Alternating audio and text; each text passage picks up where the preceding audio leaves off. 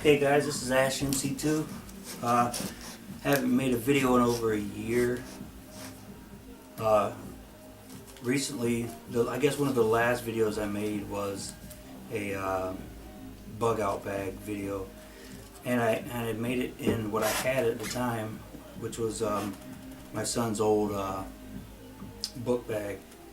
Well, apparently his strap broke on his recently, I don't know, 6 months ago or something, and they took everything out of my bag and put it in the closet, and my dogs busted open my paracord, and when I noticed that, I kind of got into the whole paracord thing and started making bracelets, and I guess it really got me hyped back up into being prepared for whatever may or may not come. And I've been watching a lot of videos. There's a lot of good videos out there by a lot of people. But I also have noticed that survival has really become I don't know, a fad, basically, a buzzword. Everything's about survival, and I guess zombies too at the moment, and the apocalypse, especially 2012 being here. But there's a lot of crap out there, a lot of just crap where people have a EDC video and they talk for like 3 minutes about their pin, you know. That's kind of aggravating me. But there's also a lot of good videos. So everything I learned was by people, and I won't always be able to give credit to who I learned it from. You know, I learned a lot of stuff from old timers too. You know, they don't know the science of things, but they still know what works. So I'll start rambling here. This is just basically a preview of what I plan to do here pretty soon. I have a couple different everyday carries that I personally do. I have like 3 different ways that I do. Another thing about my videos, all my stuff isn't going to be expensive, and I'm not going to tell you the name brand on most of them and all that. That's not what I'm about. I'm just about being safe, survival. That's it. It's not a game to me. I'm not in school anymore trying to be popular and show you my Nikes.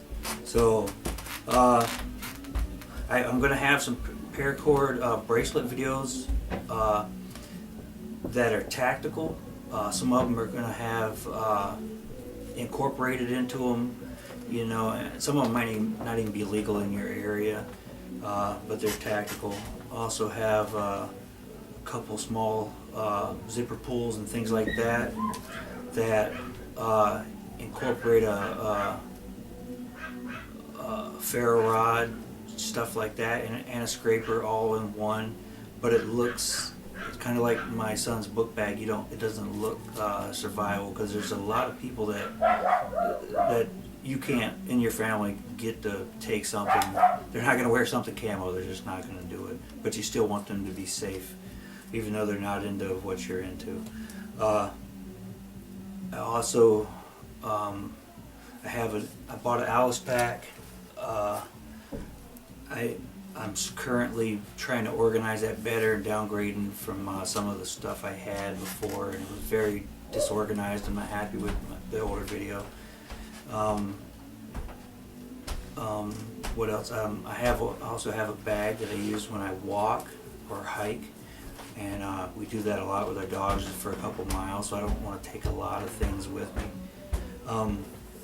Just a couple, you know, a lot of simple things, like I have a design for a rat trap and a mouse trap, and basically in the winter, even with gloves on, that's one of the things that does suck about trapping. A lot of times you have to take your gloves off, and the least amount of scent you can put out there as possible, the more chance you're going to get something, you know, a rat or a mouse, or you know, whatever you're going to catch in that. You know, they're not going to really care. A weasel, they're just so aggressive, they're not going to really care. But other animals, you can't, you know, fox or coyote, You couldn't get them to come into your set if you didn't wear gloves, probably.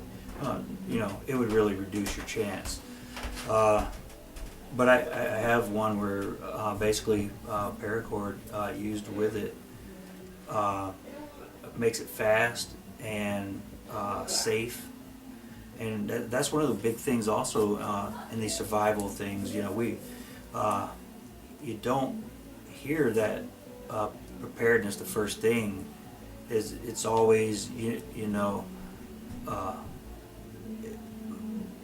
it's they always go right to shelter, fire, water. You know, obviously you have to have those things, but the first thing is safety. You have to use your brain to decide which one of those three things are first or paramount into that specific situation. But safety, I don't know, as me, just being a guy and your ego and everything. A lot of times you'll try to push through things instead of circumventing them and being safe.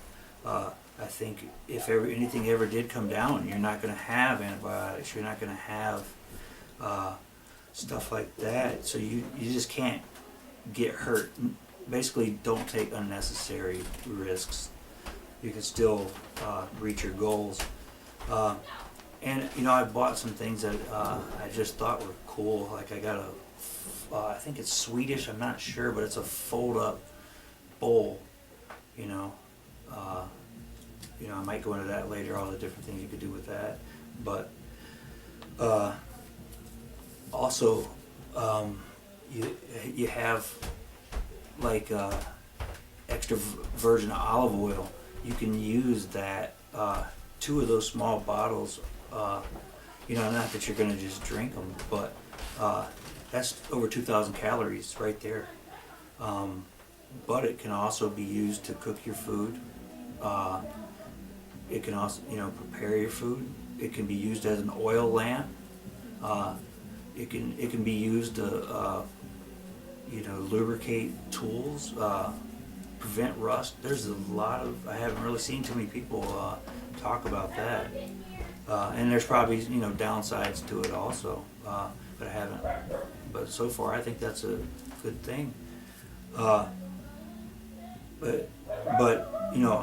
really, I have a lot of different. I have a paracord lure, fishing lure, that's very quick and simple, and it's something that you would just use out of a remnant. I have a pin, like a big pin that is a mini survival kit in itself, to a certain extent. But there's many different things, tips that I've learned. So stay tuned. I'm gonna try to get those for you. Dad? Okay. Dad?